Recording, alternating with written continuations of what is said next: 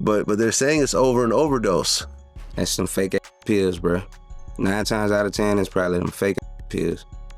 Like, I don't knock nobody who do what they do, but it's too fucking dangerous to get anything off the streets. Like, you gambling with your life when you swallow that pill that you got from your homeboy. Even if he said he got it from the doctor, like, don't believe that. If you didn't go to a doctor and get that shit as your medication, don't take it. Even if somebody's selling it to you, got the pill bottle. There could be an old pill bottle they had and they putting new fake pills in it. Like, it's a dangerous game if you out here taking drugs. You gotta really, like, pay attention. And I can say this, and this is not an excuse.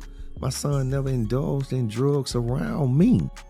You got to realize I'm his dad, bro. And I was a disciplinarian. I was strict, structured. So certain things I didn't see. I never saw Quan pop a pill in front of me. I saw him smoke weed. I saw him drink liquor. But certain things I never saw him do. But in my mind, I knew when he was higher than normal. And I would address it with him. I used to tell him, like, hey, man, whatever you going through in life, your ass ain't in a pill bottle or liquor bottle, man. I used to tell him that. Yeah, it's been over a year since Rich Homie Quan passed, but the streets aren't still quiet. Fans and even folks in Atlanta are saying the overdose story don't add up. New whispers claim his death wasn't just a tragic OD, but an inside job. Someone close, maybe even family, allegedly lined him up. Now, before we go any further, let's rewind real quick. Back on September 5th, 2024, Rich Homie Quan was found dead by his girlfriend, Amber Williams. According to her, he was foaming at the mouth and she called 911 immediately. Sleep on the couch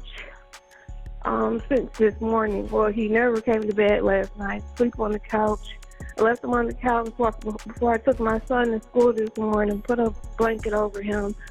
And now I just checked on him again because he never got up. I don't feel a heartbeat. I don't see him breathing. On the surface, it was ruled an accidental overdose, a lethal combo of fentanyl, codeine, promethazine, and THC. The official story made it seem like another sad rapper overdose case. Quick, clean, case closed. But the streets didn't accept the surface story. And right away, fans started raising eyebrows. Folks were asking, Quan was getting clean, wasn't he? Was he really popping pills like that? Now, here's where it gets real. Fans started looking closer, and suddenly, Young Thug's name kept popping up. Word on the street was that Thug might have been behind Quan's death. That angle got heavy traction for a minute because their history was so cool. Though they started on a real brother level, but had a fallout at some point. And digging deeper, people realized it wasn't personal. Young Thug himself spoke on it, saying the industry was playing puppet master, pushing them apart, pulling strings to stop them from getting back together. The streets caught on quick. Thug didn't kill Quan, and now that theory started fading. One dude wrote, Thug loved Quan and Woody. They care about each other than to hurt each other. Another said, Thug and Quan was like Shaq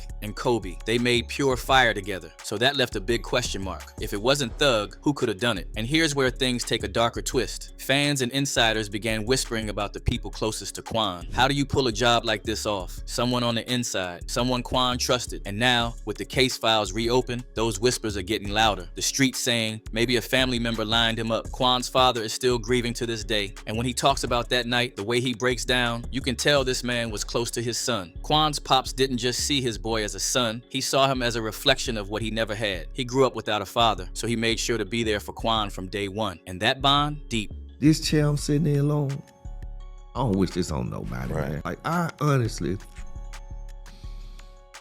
I envision my son getting older and pulling up, kicking it with me on some grown man shit, bro. You feel me? Yeah. Like, I wanted to have them time, man, while I was old and we just kicked it and we talked about what we did.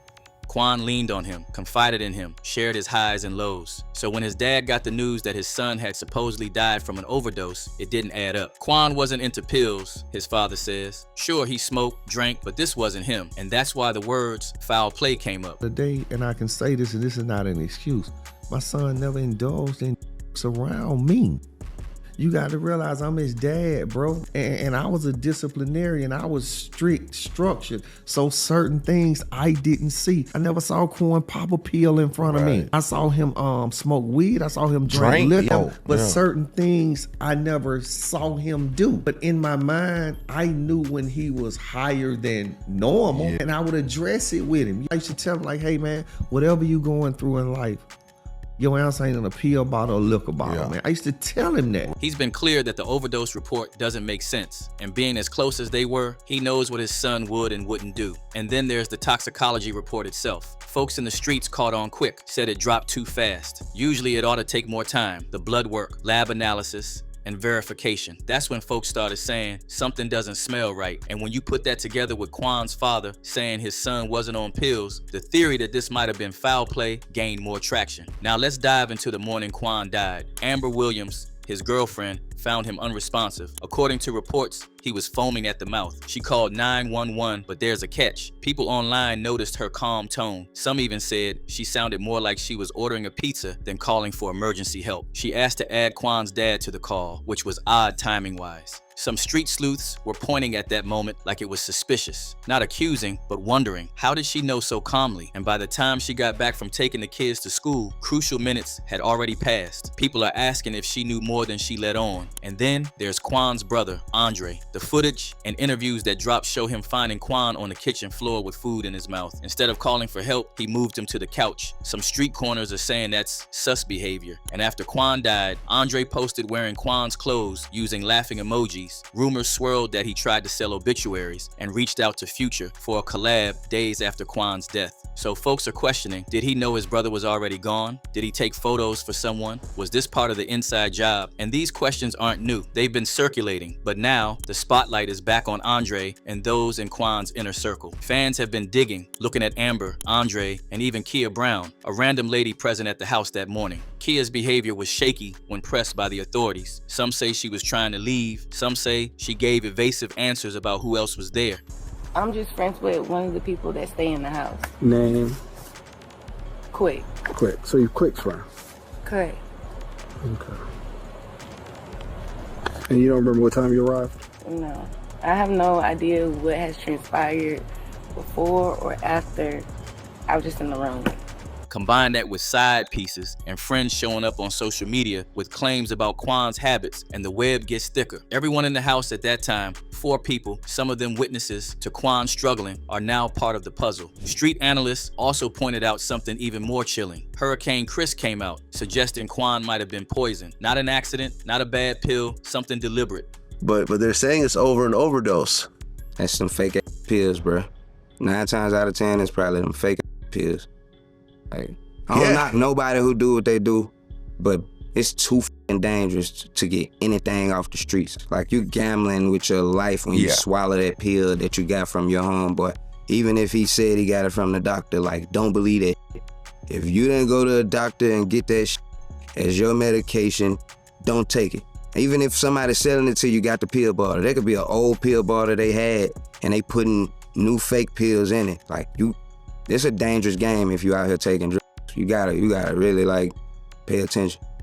And folks online started piecing together the why. Word is Quan was supposed to testify in a YSL case. He had a chance to go back to the streets clean, rebuild, and speak up. Some believe taking him out quietly might have been a way to silence him before he could open his mouth. That, combined with the family whispers, made the whole thing even messier. And let's not forget, there's the old YSL angle. Some fans still remember the barbershop incident involving Quan's father when he was shot at Atlanta. Some of the original theories pointed at industry jealousy, people hating that Quan had a father figure, that he was grounded, that he wasn't just another rapper out there running wild. Some thought Young Thug might have had a hand, but again, digging deeper, that angle faded because Thug had nothing to gain, and insiders confirmed he respected Quan. Dude went cold when he heard about Quan's death during one of his trials in the courtroom. Folks said that was brother-level pain.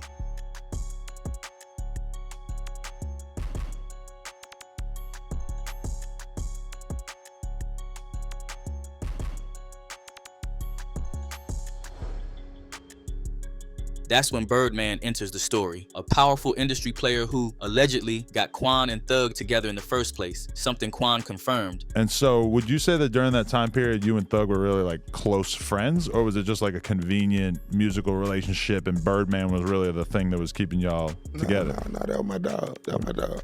Right. Definitely my dog. Birdman wasn't keeping me together. Shit, I met Bird through Thug. Right. I wouldn't have met Bird if it was you know what I mean? Right. But once he saw the duo growing stronger, musically, financially, and in influence, he allegedly intervened. Fans have been speculating that Birdman pulled strings to keep Quan and Thug from becoming untouchable. And with that level of manipulation, the idea of Quan being lined up by someone close suddenly doesn't sound too far-fetched to street eyes. The insiders, the social media chatter, all painting a picture of a setup, a web of control, and maybe betrayal by someone Quan trusted. One dude hit hard, saying, "Man, 9 times out of 10 when I hear the name Birdman and business together, I know it's some BS attached to it." Another wrote, "He was the snake in all of this." So right now, folks are looking sideways at Quan's closest circle, his girlfriend, brother, family members, anyone with access, anyone who could have gotten him pills, anyone who knew his routines. And combined with Quan's father's grief-fueled disbelief, the theory that Quan didn't die from a simple overdose is stronger than ever. So now the real question is this: if the overdose story ain't lining up, then who was really around Quan that morning, and who had the most to gain? Was this really a setup from inside his own circle? Drop your thoughts in the comments and click on this next video. It's just as crazy.